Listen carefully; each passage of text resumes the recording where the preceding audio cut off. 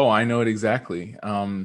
It would have been probably when I was like 13. I was first rapping in my uncle's funk band.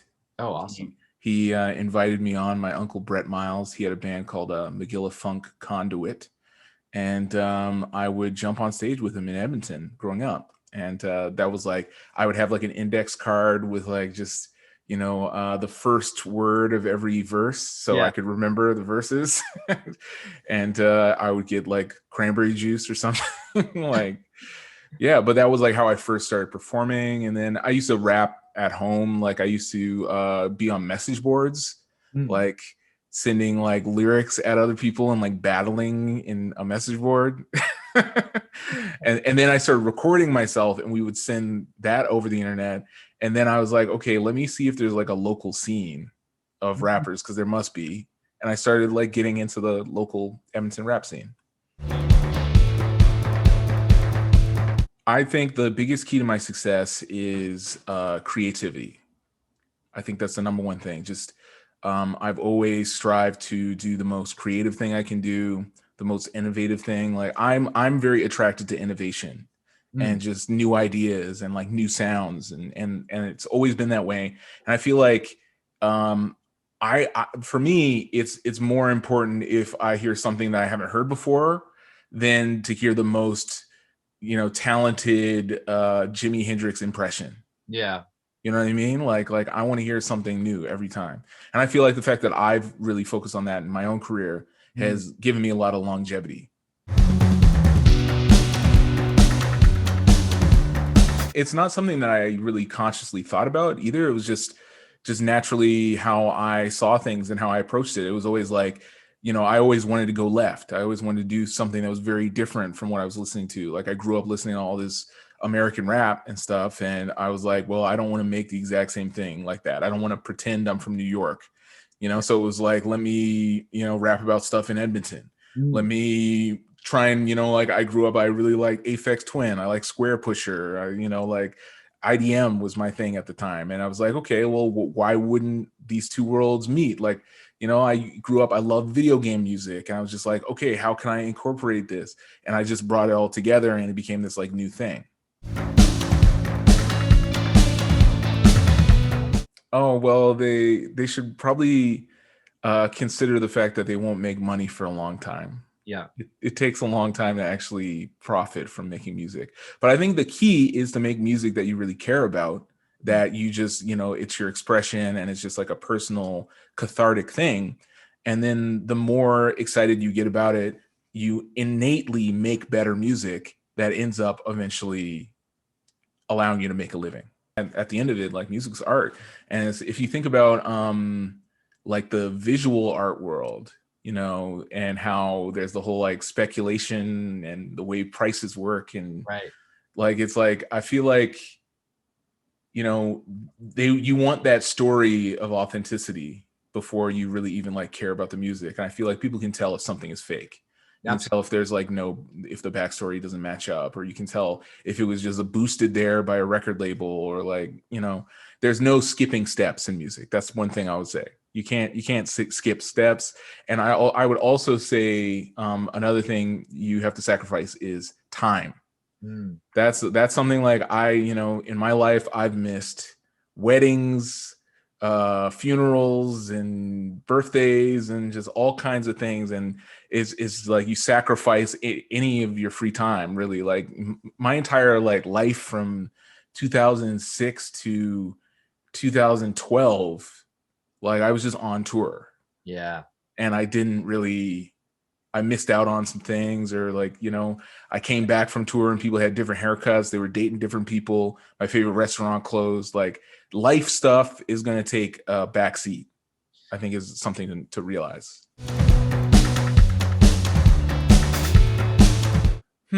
I think the thing that would surprise you is how small it is in actuality. Like it's really tight knit, especially in Canada. It's like Sure. I feel like I've met every person already. It's like tapped out.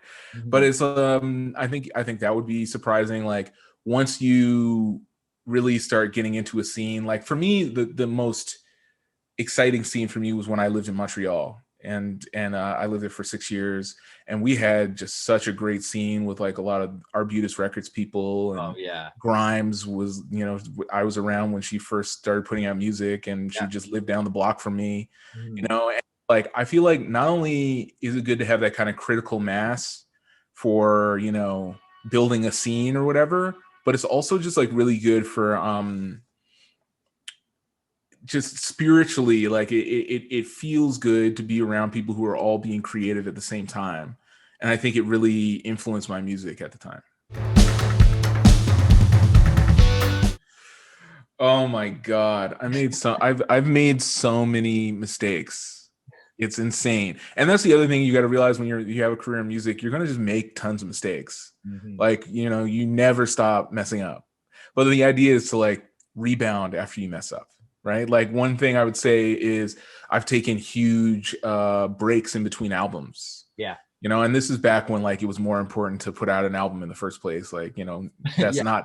not something people really super care about now. But between two of my albums, there was a 6-year gap. Another album was there was 4 years between my second and my third album. Like it's like that was something I really regret. Like I definitely could have put out at least one or two more albums. Um, Right. Another regret I had was signing with the original label that I was on, which was a very small indie label but the people had worked at a major label. So they were using all these really outdated contracts and stuff. Yeah. And just my deal was like super bad. And I didn't have a music lawyer really look at the contract. I had just a regular lawyer who didn't really know anything. And also the thing was, I was super vulnerable because I didn't have any leverage at the Yeah. time. Like I couldn't say no. Like Yeah. it was just like, okay, this is my only chance, is what it felt like, right? So Right. it's like I wouldn't have signed that contract because it was like very exploitative and bad. Yeah. And it really could have just ended my whole career. Yeah. I think one really important thing is to make sure you're nice to people. This is something that is like really underrated, is that you got to be nice to everyone that you meet and everyone that you work with in the industry. Like you can't be a diva.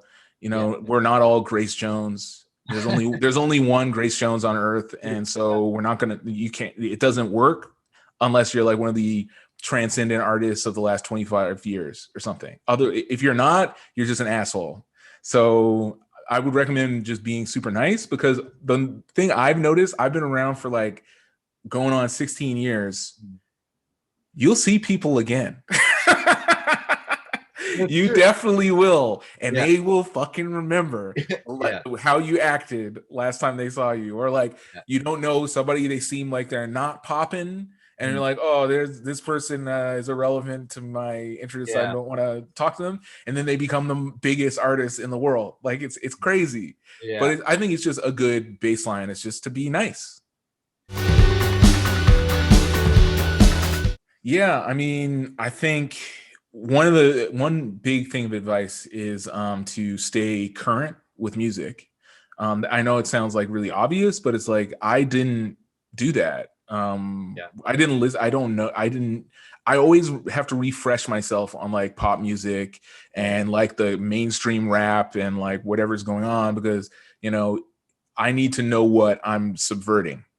Mm. Like even if I don't want to make stuff like that, I need to know what I want to be the alternative of. And that's why when I go in the car, like I put on the radio and I listen to the regular music, Yeah. Yeah. and I'm like, oh, okay, so people are doing this. Oh, songs are like this length now. Okay, like it's like market research or something. And I feel like it's important to do it that way, but also whatever your genre is, whatever kind of music you do, I think you should be an expert in it. This is something I feel like, especially with rap. Like when I was first getting into rap, my dad was a radio DJ playing rap in Edmonton, and so I grew up listening to rap. And then it was like I listened to every album that came out in the '90s, and then 2000s, and then it was like all the underground rap, and then I was getting into all the niche stuff, and it's gotten to the point where it's like my like influences of rap are so hyper specific. Like I know as much as I can possibly know about my craft. Yeah. So I would really recommend, like, if you're really trying to make kind of like dream pop stuff or something, like, you need to like listen to all that 80s stuff. You need to go back and like, you gotta, I feel like it's the same if you're going to be a writer and you want to write mystery novels, but you didn't read Agatha Christie. Like, it's like you gotta know the form if you're going to subvert it or if you're going to expand on it.